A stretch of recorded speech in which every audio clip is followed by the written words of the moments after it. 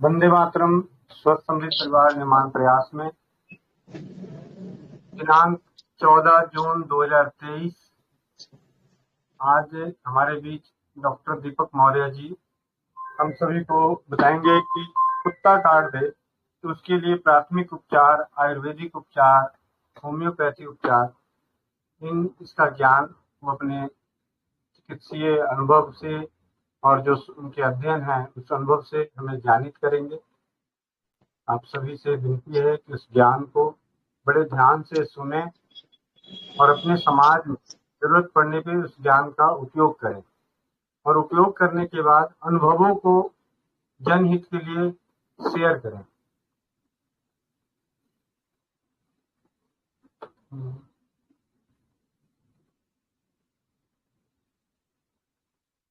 वंदे मातरम। धन्यवाद गोविंद भैया जी। स्वास्थ्य समित परिवार के जुड़े सभी कर्णधारों को मेरा सादर प्रणाम। और आप लोग स्वस्थ रहें, अच्छे रहें। हम आप लोग के अच्छे हेल्थ की कामना करते हैं। आज स्वस्थ समृद्ध परिवार के स्वास्थ्य की कड़ी में आज हम बात करेंगे रेबीज इन्फेक्शन, जो कि एक बहुत बड़ी समस्या है। या कुत्ता काटने पर रेबीज इन्फेक्शन ज्यादातर फैलता है।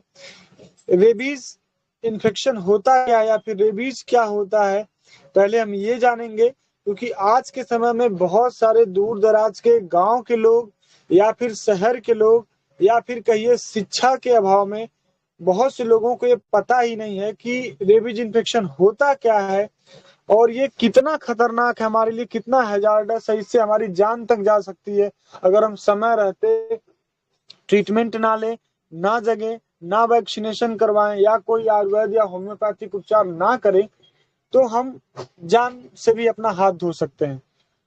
तो सबसे पहले जानना होगा कि रेबीज इन्फेक्शन है क्या। या रेबीज एक प्रकार का वायरल बीमारी होता है जो सीधे सीधे सेंट्रल नर्वस सिस्टम, जो हमारे शरीर की तंत्रिका प्रणाली है, उसको पूरी तरीके से डैमेज करने का काम करता है। ये एक प्रकार का वायरस है। जिस प्रकार से एक बैक्टीरिया होता है, फंगस होता है, निमेटोड्स होते हैं, प्रोटोजोअन्स होते हैं, तमाम प्रकार के छोटे ऐसे ऑर्गेनिज्म हैं जो हमारी आंखों से तो नहीं दिखते हैं लेकिन मानव आबादी को पूरा भरपूर मात्रा में कंट्रोल करते हैं।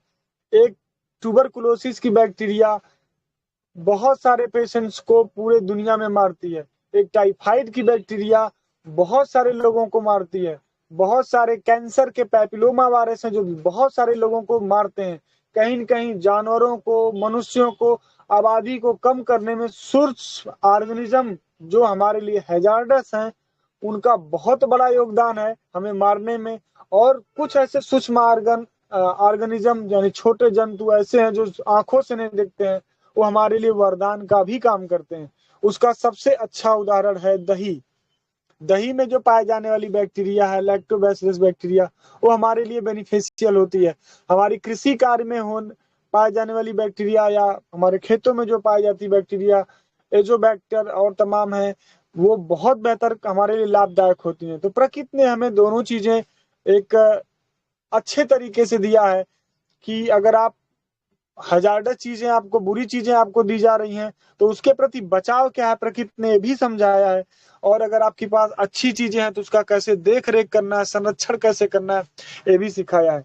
तो रेबीज के बारे में बात करें तो रेबीज एक ऐसा वायरस होता है जो रॉड शेप्ड होता है। उसका जो शेप होता है रॉड की तरह होता है, जो हम नंगी आंखों से तो नहीं देख सकते, माइक्रोस्कोप से देख सकते हैं। ये सीधे सीधे सेंट्रल नर्वस सिस्टम पर इफेक्ट करता है। अगर ये ज्यादातर कुत्ता काटने की वजह से होता है। जितने भी मैमल्स होते हैं, मैमल्स माने स्तनधारी जंतु, जो स्तन रखते हैं यानी जो अपने बच्चों को दूध पिलाते हैं, उनसे रेबीज इन्फेक्शन फैलने का चांस बहुत ज्यादा होता है। अगर एक आंकड़े की बात करें तो पूरी दुनिया में लगभग 60,000 मौतें प्रतिवर्ष होती हैं, जिसमें अकेले 20,000 प्रतिवर्ष भारत में होती है। क्योंकि भारत में बहुत सारे ऐसे मैमल्स हैं जो पाए जाते हैं, क्योंकि भारत पशुओं का बहुत अच्छा देश है। पशु बहुत सारे जिलाता है भारत। उसके साथ साथ गाय हैं, बकरियां हैं, सियार हैं, शेर हैं, कुत्ते हैं, चूहा है, इवन मनुष्य को भी काटता है, तब भी रेबीज इन्फेक्शन फैलने का पूरा पूरा चांस रहता है। तो बात यह है कि क्या हम ऐसा करें, अगर किसी को रेबीज इन्फेक्शन हो जाए या फिर रेबीज इन्फेक्शन फैल जाए शरीर में या काटने की वजह से कोई दिक्कत हो, तो सबसे पहले फर्स्ट एड हम क्या करें। फर्स्ट एड के तौर पे जहां पे भी कुत्ता काटा हो, सबसे पहले उस स्थान को पूरी तरीके से सैनिटाइज करें या अच्छे से धुलें। जो एल्कोहल, कोई प्रकार का 70% एल्कोहल हो, उस एल्कोहल से तुरंत धुलिए या फिर साबुन से बार बार धुलिए, 3 से 4 बार। कोई डिटॉल हो, लिक्विड हो, उससे धुलिए। कोई पोटेशियम परमैंगनेट का अगर आपके पास सोल्यूशन हो तो उससे धुलिए। अगर स्प्रीट हो तो उससे धुलिए, वो भी ना हो तो आयोडीन हो, उससे धुलिए। अगर उसके अलावा भी आपको ये सारी चीजें आपके किचन में उपलब्ध नहीं है, तो आप नीम की पत्ती को उबालिए, उससे धुलिए, और हल्दी को भी लगाइए, और तुलसी के पत्ते को भी उबाल के धुलिए। क्योंकि आयुर्वेद में नीम और आपका तुलसी एंटीवायरल बैक्टीरिया, एंटीवायरल होता है। एंटीवायरल, एंटीबैक्टीरियल, एंटी फंगल तीनों प्रॉपर्टी होती है। यानी आपके अंदर अगर किसी प्रकार का इन्फेक्शन हो, चाहे फंगल हो, फंगस काज कर रहा हो, चाहे बैक्टीरिया हो, चाहे वायरस हो, सब में नीम और तुलसी बहुत अच्छा काम करते हैं। हल्दी बैक्टीरियल इन्फेक्शन में बहुत अच्छा करती है। तो आप इसका सोल्यूशन बना करके, लिक्विड बना करके आप इस्तेमाल कर सकते हैं, तो आपको तब कोई दिक्कत नहीं आएगा। इसके अलावा अगर ये सारी चीजें इसके बाद भी ना मिले, तो आप तीनों नीम की पत्ती को, हल्दी को और तुलसी के पत्तियों की चटनी बनाइए, और घाव जहां से ब्लड निकल रहा वहां पे रख दीजिए, तो घाव में भी आराम होगा, प्लस साथ साथ में बैक्टीरियल इन्फेक्शन नहीं होगा। देखिए, जब कहीं पे चोट आता है, तो अगर मान लीजिए जहां कुत्ते ने काटा शरीर पे कहीं पे भी, तो वायरल इन्फेक्शन तो फैलेगा ही फैलेगा, लेकिन जो सेकेंडरी इन्फेक्शन, जो बैक्टीरिया का इन्फेक्शन होता है, वो जरूर होगा। इसलिए बोलते हैं कुत्ता काट लिया है तो जाओ सबसे पहले टीटी का इंजेक्शन लगवाओ। टीटी का इंजेक्शन का मतलब जो टिटेनस बैक्टीरिया है वो काज ना करे, क्योंकि tetanus bacteria rabies virus infection से थोड़ा भी कम नहीं होता है। दोनों सेंट्रल नर्वस सिस्टम पर अटैक करते हैं, और दोनों अगर बढ़िया से शरीर में फैल जाए इनके विष, तो जल्दी बचता नहीं है कोई, जान से हाथ धो बैठता है। तो टिटेनस से भी बचिए, कोशिश करिए, और रेबीज से भी बचिए। इसके अलावा 3 ऐसे डालूशन है जो आप होम्योपैथ में रखिए फर्स्ट एड के तौर पे घाव को धुलने के लिए। वो सबसे पहले यही है, लीडम पाल क्यू, जो आपको टिटेनस से बचाएगा। अजरदिका इंडिका, जिसको नीम बोलते हैं, उसका मदर टिंचर क्यू रखिए। आसिमम सनेक्टम, इसको भी मदर टिंचर फार्म में रखिए। तीनों को बारी बारी से धुलिए। और कैलेंडुला क्यू, 4 मदर टिंचर अगर आप अपने घर में रखते हैं, फर्स्ट एड के तौर पे किसी भी घाव को अगर धुलते हैं, चाहे वो किसी जानवर का बाइट हो या फिर आपको घाव लग गया हो किसी नुकीले हथियार से या किसी तरीके से, तो ये 2-3 काम करते हैं।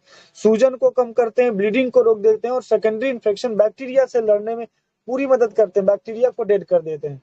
सबसे खास बात यह है कि होम्योपैथी मेडिसिन से जितनी भी होती हैं, एल्कोहल से बनी होती हैं, तो एल्कोहल खुद अपने आप में एक एंटीसेप्टिक का काम करता है। साथ में उसमें जो दवाइयां पड़ी होती हैं, वो सोने पे सुहागा की तरह काम करती हैं। तो सबसे पहले फर्स्ट एड करें। इसके बाद जो लक्षण दिखते हैं काटने पर, किसी को कुत्ता काटने पर या भेड़ काटने पर, कोई भी ऐसा मैमल्स हो, तो लक्षण वो बहुत ही खतरनाक होते हैं। शुरुआत में अगर आपको नॉर्मल समस्या है तो कोई दिक्कत नहीं, जैसे बुखार महसूस होगा, हल्का थकान महसूस होगा, काटने वाली जगह पे जलन होगा, झुनझुनी होगी, दर्द होगा, सुन्न होगा, गला में खराश होगा, मांसपेशियों में दर्द होगा, हल्का मितली टाइप या उल्टी टाइप महसूस होगा। ये तो नॉर्मल तौर पे अगर नॉर्मल कुत्ता काटता है या फिर नॉर्मल इन्फेक्शन होता है तब ऐसा होता है। लेकिन आपको पागल कुत्ता काट लिया हो और एक्यूट तुरंत अगर इन्फेक्शन काज कर जाए, वो वायरस तुरंत आपको एकदम हाइपर सेंसिटिविटी जोन में लेकर चला जाए, तो पेशेंट के अंदर जो होगा बेचैनी बहुत ज्यादा बढ़ जाएगी, आक्रामकता, वो किसी को काटने के लिए दौड़ेगा, दौरे पड़ने शुरू हो जाएंगे, वो मति भ्रम हो जाएगी, वो क्या कर रहा है उसे कुछ पता नहीं चलेगा, मांसपेशियों में ऐंठन शुरू हो जाएगी, बच्चा उछड़ने लगता है या फिर कोई भी पेशेंट उछड़ने लगता है, हाई फीवर हो जाता है, हार्ट रेट बहुत तेजी से बढ़ जाता है। इसके साथ साथ जल्दी जल्दी सांस लेने लगता है, चेहरे पर लकवा मार जाता है।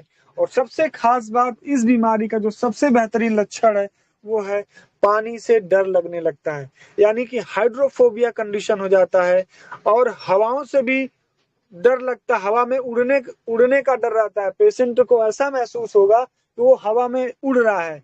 एरो एरियोफोबिया उसको बोला जाता है, जिसमें हवा में लगेगा पेशेंट को उड़ रहा है, उसे ऐसा भ्रम होगा।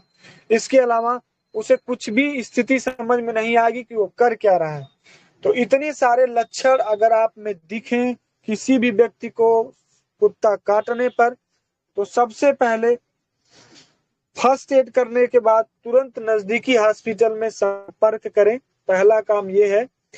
पहली बात, वैक्सीनेशन करवाएं। अगर वैक्सीनेशन ना हो तब इसके बाद आयुर्वेद और होम्योपैथ का दवा का इस्तेमाल करिए। ऐसा ये भी नहीं है कि आप प्राथमिक तौर पे भी आयुर्वेद और होम्योपैथ इस्तेमाल कर सकते हैं, क्योंकि एलोपैथ को पैदा हुए अभी बहुत कुछ साल हुए। हमारा आयुर्वेद और होम्योपैथ बहुत समय से है, इसका कोई तोड़ नहीं है। अगर ये काम किया तो बहुत ही अच्छा काम करता है, बेझिझक आप इसको इस्तेमाल कर सकते हैं। लेकिन अगर आपके पास सरकारी सुविधा है, आसपास सरकारी हॉस्पिटल्स हैं, इंजेक्शन की व्यवस्था, वैक्सीनेशन की व्यवस्था, तो आप वैक्सीनेशन भी कराएं, क्योंकि कभी कभी वैक्सीनेशन भी फेल हो जाते हैं। तो उसके लिए आप क्या करिएगा, तो साथ में आप होम्योपैथ या आयुर्वेद का भी दवा इस्तेमाल करते हैं, तो आप पूरी तरीके से निश्चिंत रहेंगे कि मुझे रेबीज का इन्फेक्शन नहीं होगा। तो इसके लिए सबसे पहले अगर कुत्ता काटता है तो 3 पार्ट में उसको बांटा जाता है। एक है प्राइमरी बाइट, दूसरे को बोलते हैं सेकेंडरी बाइट, तीसरे को बोलते हैं डीप बाइट। यानी अगर आपको आप कुत्ते के या किसी ऐसे मैमल्स के, ऐसे स्तनधारी जंतु के लार के संपर्क में आते हैं या हल्का छिल जाता है लेकिन खून नहीं आता है, कुत्ता आपको चाट लेता है या ना मार देता है, तो प्राइमरी बाइट के केस में आता है। सेकेंडरी बाइट का मतलब अगर कहीं नाखून लग जाए, हल्का दांत लग जाए और खून निकल जाए, तो सेकेंडरी बाइट के रूप में कहा जाता है। और डीप बाइट तब कहा जाता है जब कुत्ता अपना पूरा दांत धसा दे और मांस निकल आए, ब्लड बहुत तेजी से बहने लगे, तो डीप बाइट होता है। तो ये 3 बाइट में आज का मॉडर्न साइंस तब वैक्सीनेशन निर्धारित करता है कि डोज कितने लगेंगे और कैसे लगेंगे। तो चलिए हम अब वैक्सीन की बात करते हैं थोड़ा सा, कि रेबीज इन्फेक्शन हो गया इसके बाद भी वैक्सीन दी जाती है। अगर जो रेबीज इन्फेक्शन से बचना चाहते हैं कि कोई पशु ना काटे, कोई जानवर ना काटे, पहले से ही हम वैक्सीनेशन लगवा लें, तब भी वो लगा सकते हैं। क्योंकि इस केस में 2 प्रकार का वैक्सीनेशन होता है, एक प्री एक्सपोजर प्रोफाइलेक्सिस, एक पोस्ट एक्सपोजर प्रोफाइलेक्सिस। दोनों केस में अगर कुत्ता आपको ना काटे या फिर आप कुत्तों के या फिर जानवरों के संपर्क में ज्यादा रहते हैं, अपने आप को बचाव कर चाहते हैं, तो आप सबसे पहले कुत्ते का वैक्सीनेशन लगवा लीजिए, ताकि कुत्ता अगर कभी आपको काटे तो आपको समस्या ना हो। इसके साथ साथ कुत्ता काटने के बाद तो इंजेक्शन लगवाने ही लगवाने हैं, अलग मैटर है। तो चलिए हम बताते हैं वैक्सीन के बारे में। तो को जो डाक काटता है उसके लिए वैक्सीन तमाम नामों से उपलब्ध है आपके मार्केट में, आपके बहुत सारी फार्मेसी दुकानों पर बहुत सारे नामों से उपलब्ध है। उसमें से अभयारब नाम का, रेबीपुर नाम का, रेबिया एक्स यस नाम का, बहुत सारे ऐसे ब्रांड नेम है जो बहुत ज्यादा बिकते हैं। उस वैक्सीन में इम्यूनोग्लोबिन्स होता है जो पैसिव इम्यूनिटी हमारे लिए तैयार करता है हमारे शरीर में। अगर हम किसी व्यक्ति को नॉर्मल कुत्ता काटे तो आप 72 घंटे के अंदर अगर इंजेक्शन लगाते हैं, अगर बाय द वे ना मिले तो 72 घंटे तक ले जाइए। अगर इंजेक्शन आपको मिल जाए तो कोशिश करिए आप तत्काल लगवाइए, 2 घंटे 4 घंटे के अंदर लगवा लीजिए। और अगर पागल कुत्ता किसी व्यक्ति को काटे तो तुरंत 12 घंटे के अंदर किसी भी कीमत पर आपको कुत्ते का इंजेक्शन लगवाना पड़ेगा। और जो कुत्ता किसी भी व्यक्ति को काटता है उसका इंक्यूबेशन पीरियड जो होता है 1 से लेकर 30 दिनों तक होता है। तो रेबीज इन्फेक्शन आज भी फैल सकता है, 1 महीने भी फैल सकता है। कभी कभी रेबीज इन्फेक्शन किसी किसी को 6 सालों में, 5 सालों में, 4 सालों में भी फैलते हुए देखा गया है। तो अगर बाय द वे आप आपको कोई कुत्ता काट लिया हो तो आप अगर वैक्सीनेशन नहीं करवाए हो तब भी वैक्सीनेशन 1 महीने बाद भी करवाना हो तब भी आप जरूर करवाएं।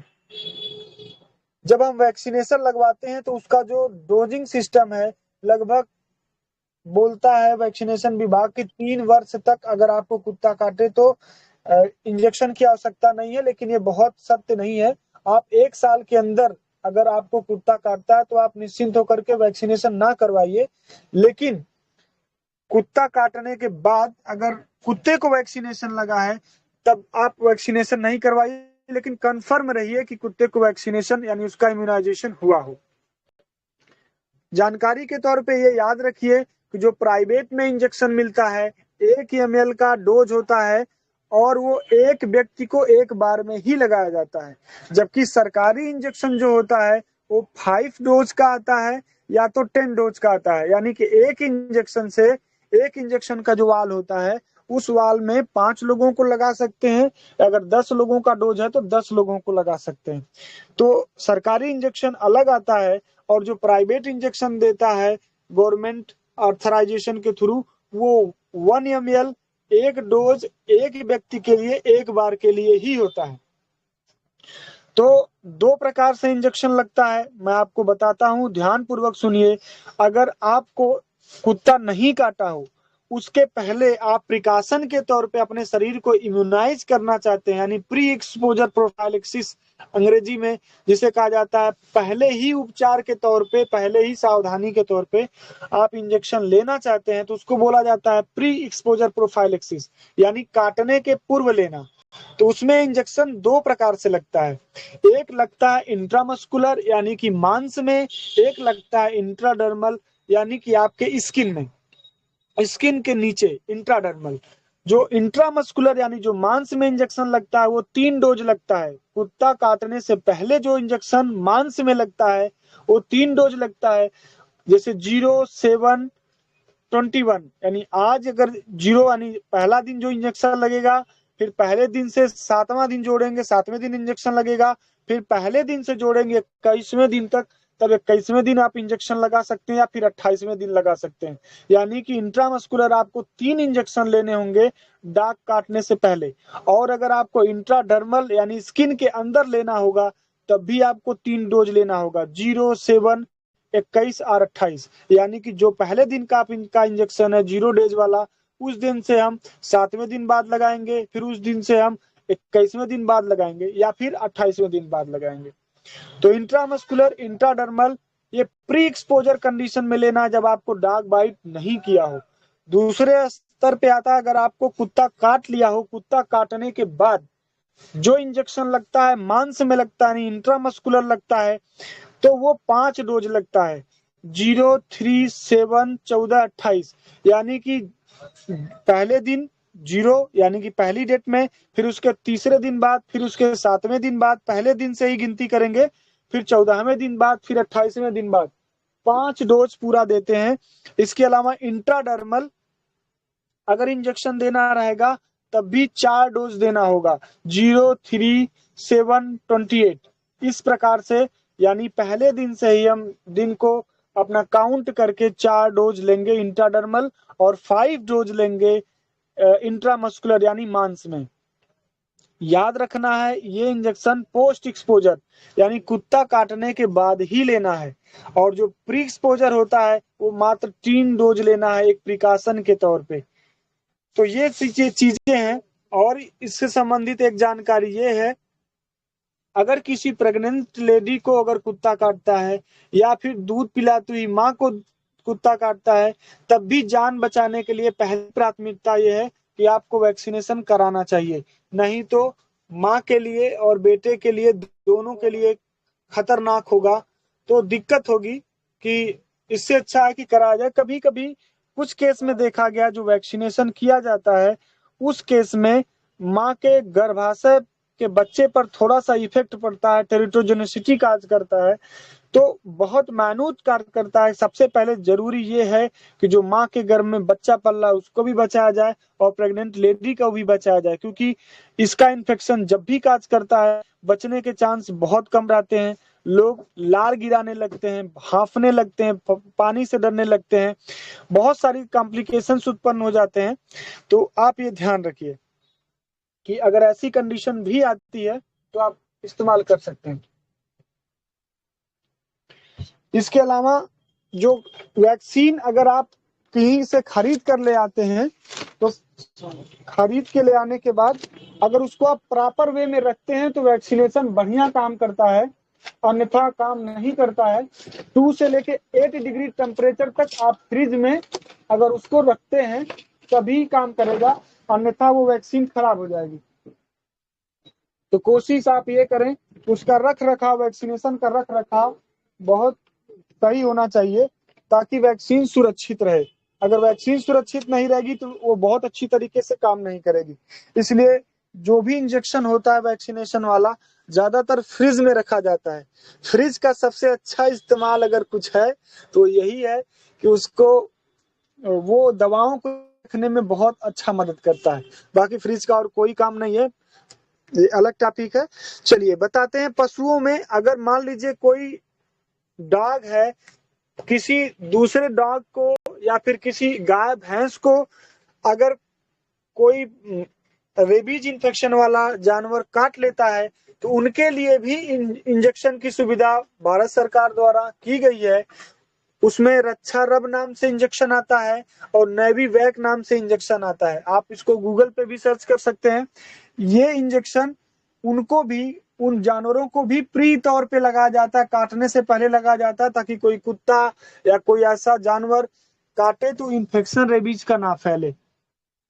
इसके अलावा उनको काटने के बाद भी जैसे मनुष्यों में लगाया जाता है 037 14 28 ऐसे, उसी तरीके से पशुओं में भी काटने के बाद सेम तरीके से लगाया जाता है। लेकिन ये ध्यान रखना किसी भी जानवर को अगर पागल कुत्ता काट लेता है या फिर नॉर्मल कुत्ता ही काट लेता, अगर वो दुधारू पशु हो तो हमें किसी भी तरीके से उसका दूध नहीं पीना है जब तक पूरी तरीके से उसका वैक्सीनेशन करवा के संतुष्ट नहीं हो जाना। क्योंकि मैंने अपने सामने ही केस देखा है, इंजेक्शन लगने के बाद भी उस जो कुत्ते ने जिस पशु को काटा था उसका लोग दूध पीने के बाद वो पूरा परिवार प्लस वो पशु की डेथ हो गई थी। तो आप लोग बहुत सावधानी से, बहुत देख रेख के बाद, एक अच्छा प्रिकॉशन के तौर पे इस्तेमाल करने के बाद ही आप दूध पिए, वेल वैक्सीनेशन करा करके ही दूध पिए। अगर कोई पशु पागल हो जाता है या फिर भौंकने लगता है तो उसके पास ना जाएं, जाएं भी तो सावधानी से जाएं। उसी तरीके से मनुष्यों के पास भी जाएं तो बहुत सावधानी से जाएं, क्योंकि उस टाइम व्यक्ति या मनुष्य अपना आपा खो दिया रहता है, वो क्या कर रहा होता है उसे कुछ पता नहीं होता है। तो पशुओं में जो है पहले जो डोज दी जाती है कुत्ता काटने के पहले या कोई स्तनधारी किसी स्तनधारी को काटने से पहले प्रिकॉशन के तौर पे वो सिर्फ 2 डोज दी जाती है, जबकि जानवर के काटने के बाद 5 डोज दी जाती है। 1 डोज, 2 डोज, 3 डोज इस तरीके से दिया जाता है। 037 14 4 डोज या 5 डोज किसी न किसी तरीके से पशु को हाथ पैर बांध के चाहे जैसे भी पूरा प्रिकॉशन रख करके दिया जाता है। तो ये कुछ रहा वैक्सीनेशन के बारे में जानकारी। और याद रखिए किसी कुत्ते ने अगर किसी पशु को भी काटा हो तो उसको टीटी का इंजेक्शन, एक टिटनस का इंजेक्शन अगर आप ना लगवा पाए तो जरूर लीडम पाल से या फिर आप कैलेंडुला क्यू से या फिर अजरेदिका इंडिका जिसे नीम कहा जाता है उससे आप जरूर उसकी धुलाई करें। क्या पता हम रेबीज इन्फेक्शन से बचाने के चक्कर में टिटनस की बीमारी उसके शरीर में फैल जाए, तब भी हम उसको नहीं बचा सकते हैं। जब हम किसी हॉस्पिटल में जाते हैं तो ये याद रखिए आपको एक वैक्सीनेशन कार्ड मिलता है। उस वैक्सीनेशन कार्ड कभी भी गुम नहीं होना चाहिए। उस वैक्सीनेशन कार्ड में आपका नाम होता है, पूरा एड्रेस होता है, वैक्सीनेशन कहाँ पे दिया जा रहा है, किस साइट पे दिया जा रहा है, आपको सब क्यूटेनस दिया जा रहा है कि इंट्रामस्कुलर दिया जा रहा है, आपको काटने से पहले प्रिकॉशन के तौर पे दिया जा रहा है कि काटने के बाद दिया जा रहा है, उस पर यहाँ तक लिखा होता है। वैक्सीन लगाने की डेट लिखी होती है, किस फॉर्म में प्राइमरी बाइट है, सेकेंडरी बाइट है, टर्सरी बाइट है, किस रूप में बाइट है, डीप बाइट है कि हल्की बाइट है, वो भी लिखा जाता है। तो इतनी सारी चीजें आपको लिख करके एक वैक्सीनेशन कार्ड बनवा के दिया जाता है। उस वैक्सीनेशन कार्ड को लेकर के आपको निश्चित समय पर जो डेट आपको डॉक्टर हॉस्पिटल में देता है, आप उसको लेके पहुंचिए और इंजेक्शन लगवाइए, तो आप बच सकते हैं। आपके लिए बेहतर यही होगा।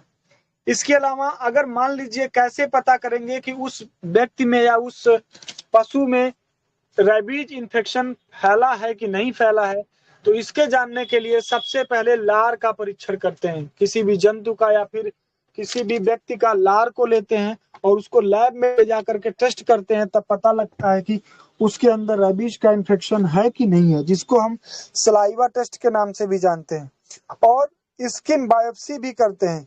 गर्दन के पीछे की त्वचा का छोटा सा नमूना लेते हैं और फिर जहां नर्वस सिस्टम हमारा होता है वहीं से निकालते हैं थोड़ा सा त्वचा, और उसके लक्षणों के लिए आके जांच करते हैं, तब भी हम पता लगा पाते हैं कि रेबीज इन्फेक्शन है कि नहीं।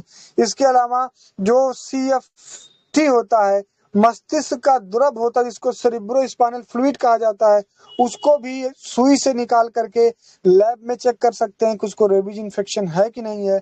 ब्लड टेस्ट के जरिए भी हम पता कर सकते हैं, उसके घाव का सैंपल ले करके उसको रेबीज इन्फेक्शन है कि नहीं है।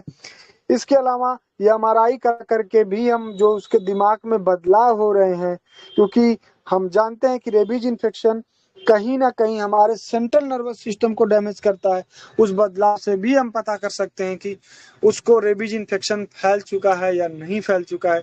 तो बहुत सावधानी रखनी है। जब भी किसी को डाक काटे या कोई पशु काटे या कोई छोटा पिल्ला काटे, तो उसको ध्यान रखना है। जो भी हम घर पे पशु को जिलाते हैं, खासकर कुत्ते, जो भी लोग या पशु उस प्रकार का मैमल्स जिलाते हैं, तो उसको इम्यूनाइज करा के रखें, ताकि आपके घर के बच्चे, आपके घर के लोग, परिजन इस चीज से बच सकें। तो चलिए हम कुछ बताते हैं आपको, कुछ आयुर्वेद और होम्योपैथ की मेडिसिन जो इस मामले में बहुत अच्छा काम करता है। क्योंकि एलोपैथी विभाग जब किसी को रेबीज इन्फेक्शन बहुत ज्यादा फैल जाता है, तो एलोपैथी विभाग हाथ खड़े कर लेता है कि मैं इस पेशेंट को ठीक नहीं कर पाऊंगा। तो उस केस में हमारा आयुर्वेद और होम्योपैथ कहीं ना कहीं सिम्टम के आधार पर, लक्षण के आधार पर बहुत सारे पेशेंट्स को ठीक किया है। क्योंकि एलोपैथ के पास सिर्फ वैक्सीनेशन एकमात्र हथियार है। इसके अलावा उनके पास कोई ऐसी मेडिसिन नहीं है जिससे वो ठीक कर पाए, जहां तक वैक्सीनेशन में ऐसा कहा गया है। तो चलिए, क्योंकि वैक्सीनेशन नहीं था तब भी तो लोग सांप के विष से या फिर बिच्छू के विष से या फिर डाक काटने पर लोग बचते थे। तो कहीं ना कहीं आपको इसको इस्तेमाल करने में कोई खर्च नहीं जा रहा है। बहुत से ऐसे जगहें हैं जहाँ पे आज भी हॉस्पिटल सुविधा उपलब्ध नहीं है, तो वहां के लिए अगर वहां के लोगों से हमारे बताए गए सटीक नुस्खों से, जो काफी रिसर्च करके अच्छी अच्छी चरक संहिता जैसी बुकों में या फिर बड़े बड़े आयुर्वेद की बुक्स से खोज करके या अनुभव के आधार पे जो बुजुर्गों से लिया जाता है, वो हमारे माध्यम से आप तक पहुंचाने के लिए हम सोचते हैं। तो आप उसको करिए, बेधड़क करिए, आप निश्चिंत होकर करिए। बाकी ईश्वर के ऊपर है, क्योंकि अगर विष फैलना रहेगा, नहीं बचना रहेगा, तो हॉस्पिटल में भी आप नहीं बच पाएंगे, अन्यथा आप इस्तेमाल करिए। तो चलिए, कुछ होम्योपैथी दवाइयां ऐसी हैं जो पागल कुत्ते काटने पर भी दी जाती हैं। जैसे सिस्टस्कैन 30 एक मेडिसिन है जो पागल कुत्ते काटने पर दी जाती है, और उसी से घाव को भी धुला जाता है। लेकिन सिस्टस्कैन 30 दिन भर में 4 बार 3-3 बूंद करके देना होगा। इसके अलावा हाइड्रोफोबिनम 200 पावर की दवा कुत्ता काटने पर दिन भर में 2 से 3 बार पागल कुत्ता काटने पे दे सकते हैं। अगर नॉर्मल कुत्ता काटा है तो दिन भर में 2 बार दे सकते हैं। और एक दवा है, अगर किसी को नॉर्मल कुत्ता काटे जो पागल ना हो, तो लैकेसी से एक दवा है 200 पावर में, दिन भर में अगर 3 बार देते हैं तो बहुत ही अच्छा लाभ करता है। कुत्ता काटने पे जो सिम्टम्स आते हैं वो नजर नहीं आते हैं। बाकी होम्योपैथ के 3 मदर टिंचर हमने आपको बता ही दिए हैं, टिटेनस से बचने के लिए और इन्फेक्शन से बचने के लिए। लीडमपाल, आसमम सनेक्टम जिसे तुलसी बोलते हैं, जरेदिका इंडिका जिसे आप नीम बोलते हैं, और कैलेंडुला क्यू जिसे आप गेंदा का फूल बोलते हैं। ये चारों दवाएं मदर टिंचर के तौर पे आप रखते हैं तो घाव को धुलने में, टिटेनस से मदद करने में, रेबीज इन्फेक्शन फैलने से मदद करने में बहुत अच्छा काम करता है।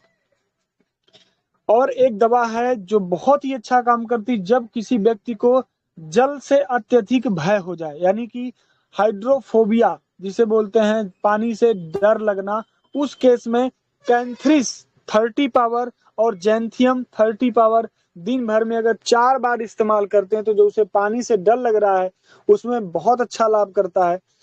इसके अलावा अगर पागल कोई पशु हो, अगर उसको कुत्ता काट लिया हो या कोई ऐसा मैमल्स काट लिया हो, तो हाइड्रोफोबिनम 30 पावर की दवा अगर उस पशु को भी देते हैं तो कहीं ना कहीं आराम मिलता है, उस पेशेंट को या फिर उस पशु को रिलीफ मिल जाता है।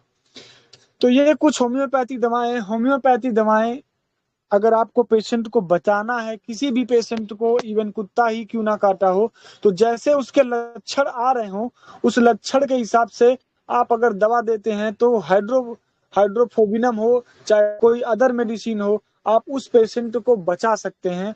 चाहे कितना भी खतरनाक विष उस पेशेंट को चढ़ा हो, आप सिम्टम के आधार पे बस उसका ट्रीटमेंट करिए, तो होम्योपैथी से भी हम मरते हुए आदमी को जिला सकते हैं। तो आइए कुछ हम आयुर्वेद में बताते हैं कुछ दवाइयां जो बहुत ही कारगर हैं, जो हमारे ऋषि मुनियों द्वारा, हमारे बुजुर्ग वैद्यों द्वारा बताई गई हैं। तो अगर कुत्ते का विष अगर किसी के शरीर में फैल गया हो या उसको लक्षण नजर आ रहे हो, तो आप जो हमारे घर पे चौलाई होती है जिसका हम साग बनाते हैं, चौलाई के साग का रस 30 ग्राम निकालिए, एक मात्रा दिन भर में 4 बार पिलाइए, यानी 30-30 ग्राम 4 बार दिन भर में हमको चौलाई का साग पिलाना है। तो अगर जिस व्यक्ति को कुत्ता काटा है और वो कुत्ते की तरह भौंक भी रहा है, क्योंकि जिस व्यक्ति में रेबीज का इन्फेक्शन फैल जाता है उसे दवा पिलाना बहुत ही मुश्किल काम होता है, क्योंकि वो पानी से डरता है, ना वो पानी पीता है ना वो भोजन लेता है, पागलों की तरह एकदम बिहेव करता है, अपनी जबान को बाहर निकाल करके लार टपकाता है, जैसे कुत्ते गर्मी में हांफते हैं। तो उसी तरह स्थिति हो जाती है। तो बहुत सावधानी से, आप लोग से रिक्वेस्ट है कि बहुत सावधानी से उसके शरीर में दवा पहुंचाने के लिए आप लोग प्रयास करें, ताकि उसकी जिंदगी को बचाया जा सके। पूरी तरीके से ग्लव्स पहन के या पूरी तरीके से सावधानी से करें तो आप बच सकते हैं, और जो व्यक्ति सामने वाला भी बीमार व्यक्ति वो भी बच सकता है। तो चौलाई के साग को 30 ग्राम दिन भर में 3 से 4 बार पिलाया जाए, तो कुत्ता काटने पर अगर भौंकता हुआ व्यक्ति भी है तो 7 से 8 दिनों में उसको पूरी तरीके से रिलीफ हो जाता है, सही हो जाता है। इसके अलावा अगर कुत्ते का विष पूरे शरीर में फैल गया है, वो व्यक्ति ज्यादा बीमार दिख रहा है, तो अग्नि तुंडी बटी अगर 2 रत्ती थोड़े से पानी में मिला के दिन भर में 2 बार दिया जाए, लगातार 15 दिन तक दिया जाए, तो भी वो पेशेंट ठीक हो जाता है। इसके अलावा 5-7 दिन रुक करके पुनः दवा को देना चालू करिए, लंबे समय तक आप देना है लेकिन ब्रेक कर करके देना है। तो अभी अग्नितुंडी बटी कुत्ते का विष को ठीक करने में बहुत ही बेहतर काम करता है। इसके अलावा अगर किसी व्यक्ति को पागल कुत्ता काट लिया हो, तो जो ऊनी साल होता है उसका छोटा छोटा टुकड़ा करके कैंची से बारीक बारीक पीस काट लीजिए, और थोड़ी मात्रा में गुड़ मिला करके उसका गोली बना करके उस पेशेंट को निगलवा दीजिए, और उस व्यक्ति के घाव को पोटेशियम परमैंगनेट से धुलवाइए, तो धीरे धीरे वो व्यक्ति पूरी तरीके से ठीक हो जाएगा, उसकी डेथ नहीं होगी। इसके अलावा किसी व्यक्ति को कुत्ता काट लिया हो, पस बह रहा हो और वहां पे घाव जल्दी भर नहीं रही हो, तो मुलैठी, सोंठ, काली मिर्च, पीपल और गुड़ को दूध के साथ पकाकर रख लीजिए, और उसको मरहम की तरह जहां पे घाव लगा हो 4 से 5 दिन तक अगर आप लगाते हैं तो वो पूरी तरीके से घाव भर जाएगा, पस ठीक हो जाएगा। अगर किसी व्यक्ति को कुत्ते का जहर, पागल कुत्ते का जहर चढ़ गया हो, नहीं सही हो रहा हो, तो आपको कुछ नहीं करना है। आक की जड़, जो से आक माने होता है मदार, मदार की जड़ की छाल 50 ग्राम ले आइए, काली मिर्च 10 ग्राम ले आइए, दोनों को सिलबट्टे पे खूब अच्छी तरीके से पानी का छींटा दे करके पीस लीजिए, फिर कंचे के रूप में छोटी छोटी गोलियां बनाकर सुखा कर रख लीजिए। फिर 1 से 3 घंटे बाद एक एक गोली सुबह शाम अगर हम पानी से देते हैं, तब भी पागल कुत्ते का जहर ठीक हो जाएगा। तो ये कुछ आयुर्वेद की दवाइयां हैं जो काम करती हैं, आप लोग इसको इस्तेमाल करें। कोशिश करें कि सबसे पहले फर्स्ट एड इस्तेमाल करें, ताकि वो विष पूरे शरीर में फैलने ना पाए।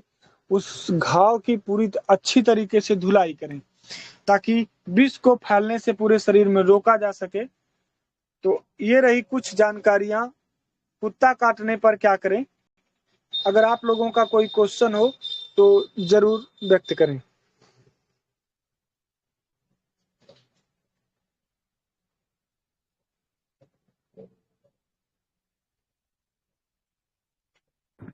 दीपक मौर्य जी, मेरा एक क्वेश्चन है। जी जैसे कि किसी को कुत्ते ने काटा और उसने 2 इंजेक्शन लगवा लिए और जी। तीसरा लगवाने गए हॉस्पिटल, तो उस टाइम नहीं था, तो क्या उसको कुछ दिक्कत हो सकती है आने वाले समय में? नहीं, कोई दिक्कत नहीं हो सकती, लेकिन उसको डोज पूरा करना होगा। 1-2 दिन लेट ही सही, लेकिन डोज पूरा करना होगा। क्योंकि हम जब इंजेक्शन लेते हैं अपने शरीर में, उसका एक निश्चित डोज और निश्चित ड्यूरेशन होता है। उस ड्यूरेशन में ही एंटीबॉडी हमारे शरीर में डेवलप होगी, अन्यथा नहीं होगी।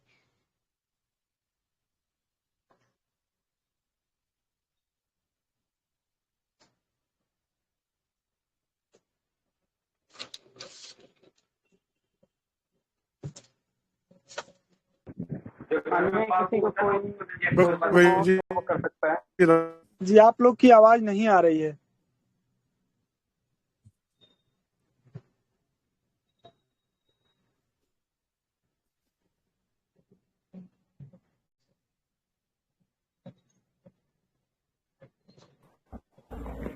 हेलो। जी बोलिए। दीपक भाई जी, राम राम। राम राम भैया, वंदे मातरम, बताइए।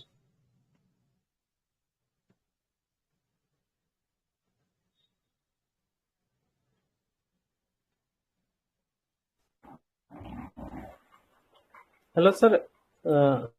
अगर कुत्ता काटता है तो का दवा लेता है, तो उसका जरूरी है? आपकी आवाज नहीं आ रही भैया जी। मैं ये बोल रहा था कि अगर कुत्ते ने काटा है तो होम्योपैथ का दवा ले लेता है, तो उसको तो वैक्सीन, एलोपैथ को जो वैक्सीन नहीं ले है। अगर आप एक निश्चित डोज एक होम्योपैथ से की आप लेते हैं 200 पावर या 30 पावर में, तो आप निश्चित तौर पे अगर जी। लेना चाहें तो दोनों पद्धतियां इस्तेमाल कर सकते हैं। अगर नहीं लेना चाहें तो एक पद्धति ही काफी है। लेकिन ये ध्यान रखना होगा कि आप में कोई भी सिम्टम अगर थोड़ा भी नजर आए तो आप तुरंत क्लिनिक पे या किसी डॉक्टर को संपर्क करिए, या फिर होम्योपैथ में उसी सिम्टम के अनुसार फिर दवा लीजिए। दूसरी चीज, पागल कुत्ता काटा हो तो वैक्सीनेशन सबसे पहली प्राथमिकता रखिए। अगर नॉर्मल कुत्ता काटा हो तो आप हाइड्रोफोबिनम से भी काम चल सकता है, लेकिन पागल कुत्ता जब काटता है तो हाइड्रोफोबिनम देने के बाद भी कभी कभी एग्रावेशन होता है। तो एग्रावेशन से बचने के लिए आप डॉक्टर के बराबर देख रेख में ही रहिए तो ज्यादा उचित है। अच्छा अच्छा, ठीक है। भाई जी, राम राम। राम राम, वंदे मातरम, कहिए भैया। वंदे मातरम। मेरा एक प्रश्न है, अगर कोई छोटे बच्चे ऐसे कुत्ते के साथ खेलने गए पड़ोसी में, ऐसा कोई दूर, और वो घर आ गए और उनको पैरों में घाव है, तो कभी कभी ऐसा लगता है कि वो गिर के घाव हो गया या कुत्ते ने काट के, वो पता नहीं चलता। तो कुत्ते ने काटा वो पता चलने के लिए क्या करना पड़ेगा? तो अगर आपको बार बार ऐसा लग रहा है कि आपका बच्चा बाहर खेल रहा है किसी अनजान पशु या फिर लोगों के साथ या जैसे भी, अगर संभावना आपको बार बार लग रही कि कुत्तों के एक्सपोजर में बच्चा अक्सर बराबर रहता है, जो भाई कभी कभी बच्चे कुत्ते के मुंह में हाथ डाल देते हैं, कुत्ता चाट लेता है, तो आप या तो कुत्ते को इम्यूनाइज कर दीजिए या तो बच्चों को इम्यूनाइज कर दीजिए। तो आप पूरी तरीके से सही रहेंगे, कोई दिक्कत नहीं आएगी। अच्छा अच्छा। क्योंकि देखिए प्रिकॉशन ही ज्यादा अच्छा है। क्योंकि विष चढ़ने के बाद की जिंदगी थोड़ी टफ हो जाती है, और कोई रिस्क लेना नहीं चाहता, या तो आप बच्चे को इम्यूनाइज कर दीजिए, या तो आपके बस में हो तो आपके गली को कुत्तों की इम्यूनाइज कर दीजिए। बहुत महंगा इंजेक्शन नहीं आता, 150 रुपए का एक इंजेक्शन आता है। एक इंजेक्शन अगर लग जाएगा कुत्तों को तो 1 साल के लिए या 6 महीने के लिए वो कुत्ते इम्यूनाइज हो जाएंगे। फिर वो बच्चा अच्छा जी। उन कुत्तों के साथ खेलता रहेगा तो कोई समस्या नहीं होगी।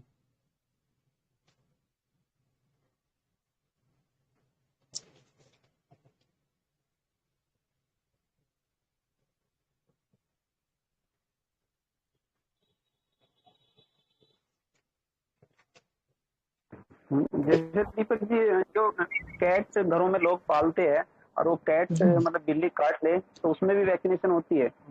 बिल्कुल, मैंने कहा कि स्तनधारी जितने जंतु होते हैं, इवन चमगादड़ तक, चमगादड़, कुत्ता, बिल्ली, गाय, भैंस, कहीं न कहीं ये ऐसा तो है नहीं, घर में ही रहते हैं, दूसरे पशुओं के भी संपर्क में आते हैं, दूसरे जानवरों के भी संपर्क में आते हैं।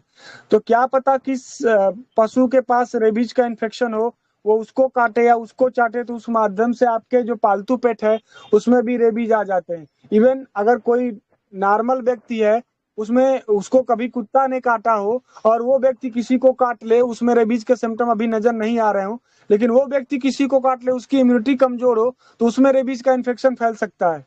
इवन ये भी कंडीशन देखी गई है। वैद्य जी, मेरा और एक प्रश्न था, काटने से या और नाखून लगने से भी रेबिश होता है या काटने से ही रेबिश होता है? मैंने बताया था कि 3 बाइट होती है, प्राइमरी, सेकेंडरी, टर्सरी, यानी कि हल्का, अगर सिर्फ नाखून लगा हो, ब्लड ना आया हो या सलाइवा लगा हो, आप अच्छी तरीके से हाथ पैर साबुन से धुल लीजिए वो, या फिर अल्कोहल से या सैनिटाइज कर लीजिए। अगर वो आपके मुंह में या फिर नाक में या कान में अंदर सलाइवा नहीं गया हो तो कोई दिक्कत नहीं है। लेकिन सेकेंडरी बाइट के तौर पे अगर वहां से ब्लड आ जाता है तो आपको या तो वैक्सीनेशन कराना होगा, या तो हाइड्रोफोबिनम पिकासन के तौर पे लेना होगा, या उसको अच्छी तरीके से साबुन से बार बार धुलना पड़ेगा। और मेरा और एक प्रश्न है, अभी देखो किसी गांव में अभी किसी को कुत्ते ने काटा तो लोग क्या करते हैं गांव वाले कि उनको जड़ी बूटियां ऐसे काढ़ा करके पीने के लिए देते हैं। तो हम उसके जड़ी बूटियों के भरोसे पे रहे या वैक्सीनेशन पे भी जाए? अब निर्भर करता कि जड़ी बूटी कौन सी दी जा रही है, वो कितना सही वो है, तो कितने बताते लोगों थे ना, को वो अपने आप प्रैक्टिकली देते हैं, देखा काढ़ा गया। बना के पियो इनको 3 दिन तक, ऐसा सुबह खाली पेट, ऐसे बोलते हैं वो लोग। नहीं, वो दवा जो भी दी जा रही है उसके बारे में पूरी जानकारी होना चाहिए। दूसरी चीज, वो दवा कितने लोगों को ठीक कर चुकी है, ये भी जानकारी होना बहुत जरूरी है। क्योंकि हमें ये भी ध्यान रखना है कि नीम हकीम खतरे जान ना हो, क्योंकि बहुत से ऐसे वैद्य हैं या फिर नए वैद्य बन रहे हैं, या फिर बहुत से ऐसे लोग हैं, मैं सबकी बात तो नहीं कर रहा, लेकिन कभी कभी हम किसी को उनके वात पित्त कफ के हिसाब से या फिर कोई अदर चीज से हिसाब से नहीं समझ पाते हैं, तो कहीं कहीं गलती हो जाता है। तो हमें उन्हीं लोगों से, उन्हीं वैद्यों से लेना जिनका एक्सपीरियंस काफी अच्छा हो, जो इस मामले में बहुत सारे पेशेंट्स को ठीक किए हों, उन लोगों से दवाएं लेना है, उन लोगों पे विश्वास करना। अन्यथा होम्योपैथी की दवा दी बेस्ट है, उसको ले लेना है।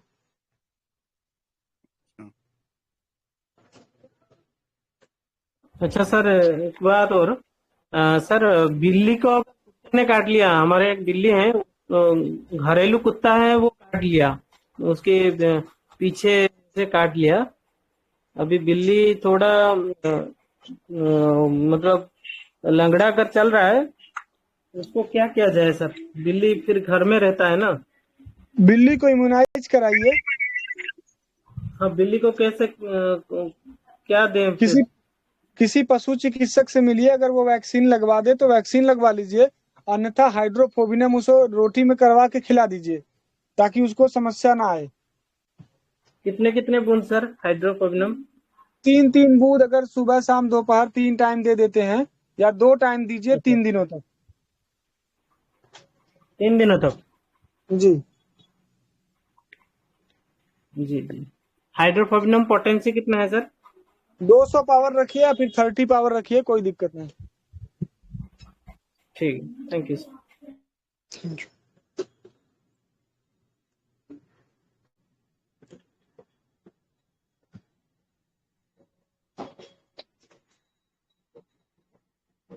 कर सकता हूँ। वो या वंदे मातरम? वंदे मातरम भैया जी बोलिए। कह रहे ओसिमम सैम जो आप तुलसी कहार को बता रहे थे, वो किस तरह से कार्य करता है?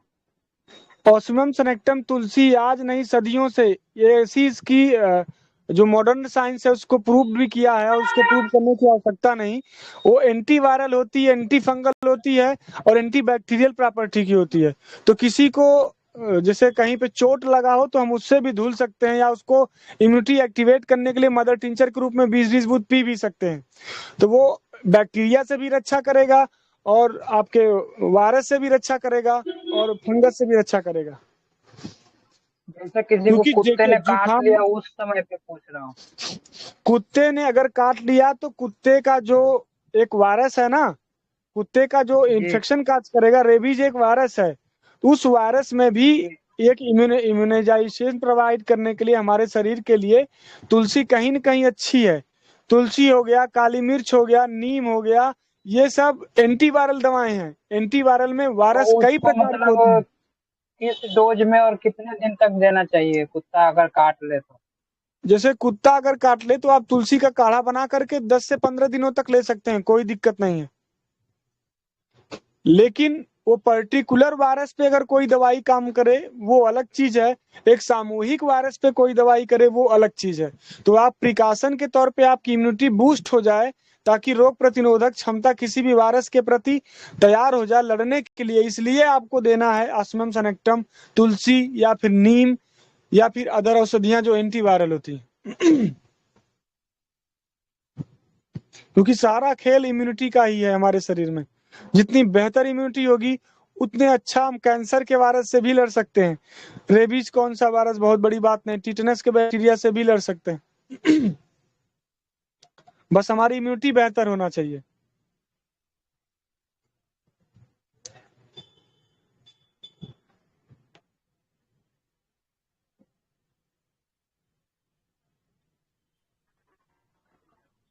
आपकी आवाज सुन नहीं पाया भैया, वो नेटवर्क उड़ गया था। हाँ, रिकॉर्डिंग सुन लेना राजन जी, रिकॉर्डिंग में मिल जाएगा आपको।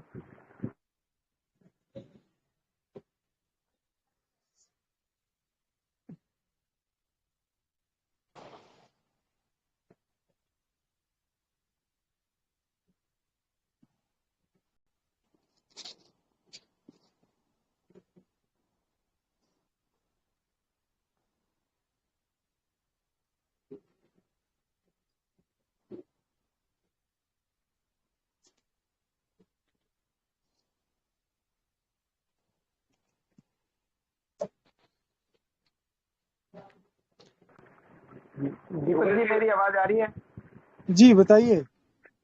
हाँ, मेरे हिसाब से किसी को कोई क्वेश्चन है तो कर सकता है, अभी हम समाप्ति की ओर जाते हैं।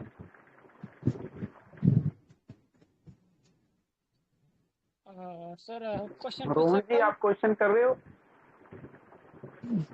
सर मेरे नाना जी को 2 साल से शिफ्ट थे, जी तो 65 साल उनकी उम्र है, तो उन्होंने हर एक मतलब इलाज कर लिया, लेकिन वो ठीक ही नहीं हो रहा है जी। क्या दिक्कत है? तो उनको रात में नींद नहीं आती है, तो ऐसे शरीर पर लाल धब्बे बन जाते हैं, तो रात में खुजाते रहते हैं, तो ऐसा रात भर होता है उनको, तो रात रात तक उन्हें नींद भी नहीं आती। जी तो ऐसा 2 साल से हुआ है उनको। अच्छा, तो ठीक है, आपने प्लेटलेट वगैरह टेस्ट कराया है? जी मतलब सब तो किया था, यूरिन टेस्ट, ब्लड टेस्ट सब तो ठीक है, लेकिन तो उन्होंने मतलब 2 साल से तो ऐसा प्रॉब्लम था, तो शहर मतलब वो किया था, तो सब तो ठीक है थे को रिपोर्ट वगैरह। ठीक है, आप पर्टिकुलर नंबर पे भेजिएगा तो हम दादाजी से बात करके उनको दवा बता देंगे। एक बार उनसे बात करना पड़ेगा। अच्छा, जी। आपका नंबर क्या है सर? 9151668336। अच्छा,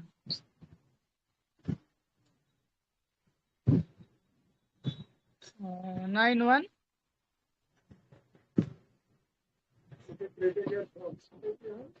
51668336। हाँ सर, ले लिया। ठीक है सर, सुशील आपको भैया जी, भेजेंगे हम। सत्र समाप्त करते हैं। अगर कोई किसी का क्वेश्चन हो तो बताएं। जी जी